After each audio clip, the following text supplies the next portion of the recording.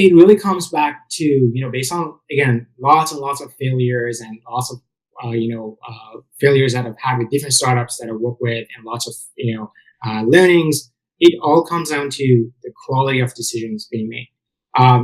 As human beings, we're really, really, really, really, really good at relying on our system one, our gut feelings, and what we think we should work on, what we think we should develop.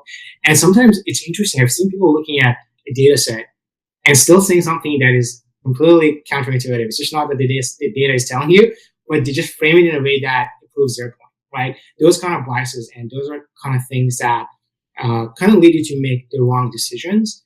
And as a product manager, it's so important to make sure you're not falling for those, and you're always, challenging the people that are counting on your system one to make a lot of these decisions to be a lot more data driven and also to kind of work with them to figure out how to get into a decision they're getting. A lot of times they will come up to us with a bunch of proposals saying that based on the data we have, this is what we think we should do.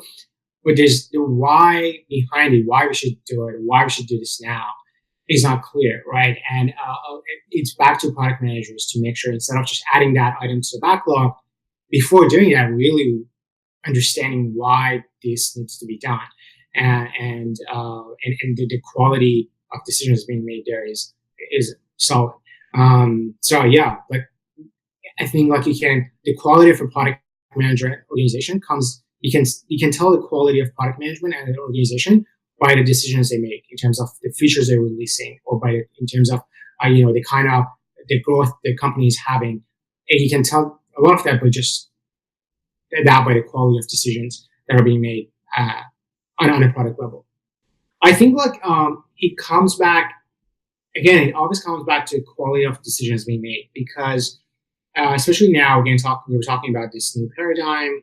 The macro trend that we know that is happening is building AI first products, and being in charge of the quality of decisions being made means that you're not just in charge of quality of decisions being made by humans, but also by AI and by these models that your engineers and your data scientists worked on, and making sure you're truly understanding the process and the decision-making process that went through these AI machines, right? They can output a set of things that looks right if you just look at it and you don't really dig into it and analyze it. You're like, okay, yeah, that makes sense. So they're saying that, we should fire Adam and John and Sarah. It looks right, let's fire them. They're not, AI tells us to do so. But what matters is to look into why it's recommending these courses of actions, right?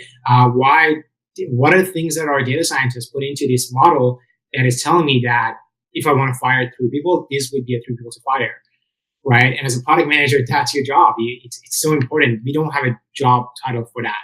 And I think back to your earlier question, it's going to be the PM's job to, again, be in charge of the quality of decisions being made instead of proceeding, execute, done. Let's fire these 3 people, really going back and making sure the quality is there, understanding the model that you have, understanding what kind of inputs and constraints and, model went through how did you cluster these people, right? What were the kind of attributes you were looking for, the AI model was looking for to make this decision. So those are things that, again, comes back to us as product managers to make sure, as professionals, we are making the right decisions that are ethically right and are and making sure we are the right decisions for the business.